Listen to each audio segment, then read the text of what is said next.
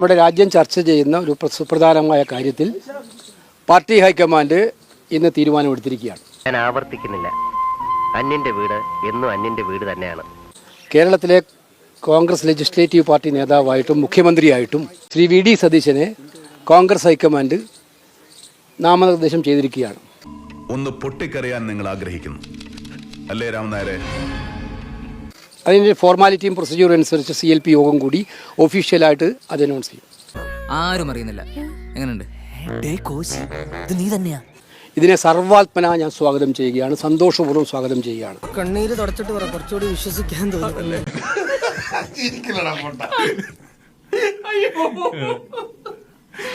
കേരളത്തിലെ ജനങ്ങൾ വളരെ പ്രതീക്ഷയോടെയാണ് വൻ ഭൂരിപക്ഷം നൽകി UDF-നെ അധികാരമേറ്റെടുത്തിരിക്കുന്നത്, അധികാരത്തിലേക്ക് എത്തിച്ചിരിക്കുന്നത്. 102 അംഗ ഭൂരിപക്ഷം എന്ന് പറയുന്നത് സമകാലീന ചരിത്രത്തിൽ ഇല്ലാത്തതായിരുന്നു. എന്നിട്ട് അപ്പോൾ ആ ജനങ്ങളുടെ പ്രതീക്ഷകൾക്കനുസരിച്ച് ഒരു സർക്കാർ കേരളത്തിലുണ്ടാകും, UDF-ന്റെ സർക്കാർ. ഞങ്ങൾക്ക് പണി തരണ്ട. ആ സർക്കാർ നയിക്കുന്ന മുഖ്യമന്ത്രിക്കും ഗവൺമെന്റിനും മുന്നോട്ടുള്ള പ്രവർത്തനങ്ങൾക്ക് എല്ലാവിധ പിന്തുണയും വാഗ്ദാനം ചെയ്യുന്നു. ഒന്ന് ഓർമ്മിപ്പിച്ചേക്കണേ. മുഖ്യമന്ത്രിയായി പാർട്ടി ഹൈക്കമാൻഡ് നിയമിച്ച ശ്രീ വി ഡി സതീശനെ അങ്ങേയറ്റം ഹൃദയം തുറന്ന് അഭിനന്ദിക്കാൻ ഈ സന്ദർഭം ഞാൻ ആഗ്രഹിക്കുന്നു. നിന്നെപ്പോലെ ഒരുത്തനെ ഞാനിങ്ങനെ പ്രോത്സാഹിപ്പിക്കുന്നതിൽ പലവർക്കും മുറിവുറുപ്പുണ്ട്. അത് നീ ഇങ്ങനെ ചൂഷണം ചെയ്യില്ലേ രാജാ? അദ്ദേഹത്തിന് എല്ലാവിധ പിന്തുണയും വാഗ്ദാനം ചെയ്യും. അത്തരം കാര്യങ്ങൾക്കൊന്നും ഇനി പ്രസക്തിയില്ല. നീ എന്തിനാണ് റോട്ടിൽ കൂടെ പോണ ഏണിയൊക്കെ പിടിക്കണത്? നാട്ടുകാരെ കൊണ്ട് പറയിപ്പിക്കാൻ വേണ്ടിയിട്ട്. ഞാൻ നിങ്ങൾ ആദ്യമേ പറയുന്ന ഒരു കാര്യമുണ്ട്. നിങ്ങൾ ഡൽഹിയിലെ പത്രക്കാർ നിങ്ങളിവിടെ വന്ന് ചോദിച്ചപ്പോഴൊക്കെ ഹൈക്കമാൻഡ് തീരുമാനിക്കും, തീരുമാനം എന്തായാലും പാർട്ടി പ്രവർത്തക നിലയിൽ അത് ശിരസാ വഹിക്കും. ഇതല്ലേ ഞാൻ പറഞ്ഞിട്ടുള്ളൂ. നീ അങ്ങനെയല്ലല്ലോ നേരത്തെ പറഞ്ഞത്. ആരായിരിക്കും ആ മന്ത്രിസഭയെ നയിക്കുക എന്ന് അത് ഭൂരിപക്ഷം കിട്ടിക്കഴിഞ്ഞാൽ ഉടനെ ഞങ്ങൾ മിനിറ്റുകൾക്കകം തീരുമാനിക്കും. കോൺഗ്രസിന്റെ ശൈലി അതാണ്.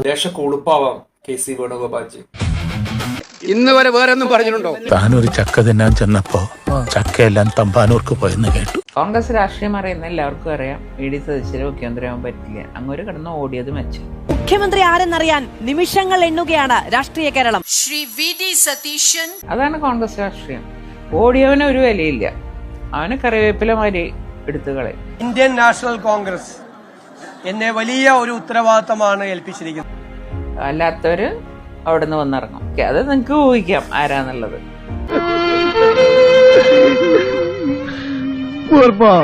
നമുക്ക് വരുമ്പോ കാണാലോ ആരാ എന്താണ് ഉണ്ടാവുക എന്നുള്ളത്. ഏറ്റവും വലിയ എതിരാളിയായിട്ടുള്ള LDF-ന്റെ കൂടെ ചേർന്ന് പോയ ആളാണ് എന്നോട് ഇത് പറയണത്. ആരെങ്കിലും കാണൂടാ ഈ തോർത്തിട്ട് കരയടാ. മുരളിയേട്ടൻ അങ്ങനെയല്ലേ പറയുള്ളൂ. മുരളിയേട്ടന്റെ സ്വഭാവം എല്ലാ പത്രക്കാർക്കും അറിയാം. മുരളിയേട്ടൻ പറയുന്നതിന് യാതൊരു ലൈസൻസും ഇല്ല. നീ വിഷമിക്കാണ്ടിരി. എനിക്കെന്ത് വിഷമം? എനിക്കൊരു വിഷമമില്ല. നീ ഒന്ന് സമാധാനപ്പെടാ. ഒരു 5 മിനിറ്റ് കഴിഞ്ഞിട്ട് നീ പ്രോത്സാഹനം എനിക്ക് തോറ്റ് തെറിച്ച് കിടക്കുകയാണ് ഇവിടെ. അപ്പൊ അങ്ങനെയുള്ള ആൾക്കാർ എന്നെ പറയരുത്. അപ്പൊ ചേട്ടനായിട്ടിരുന്നോട്ടെ. അതൊരിക്കലും ചേട്ടൻ പറഞ്ഞ വിഡിത്തരതാ എനിക്ക് ഇരുന്ന്. എന്റെ ഇതിപ്പം അന്ന് പോലെ പറഞ്ഞോണ്ടിരിക്കുന്ന ആരോ പറഞ്ഞ് പഠിപ്പിച്ചു വിട്ടാൽ മതി. അനിയത്തിയല്ല. അതെന്തിപ്പോ എങ്ങനെ ഞാനിപ്പോ അടുത്ത ജന്മാവണം ഞാൻ അനിയത്തിയല്ല ഉണ്ടാവണമെങ്കിൽ. മനസ്സിലായി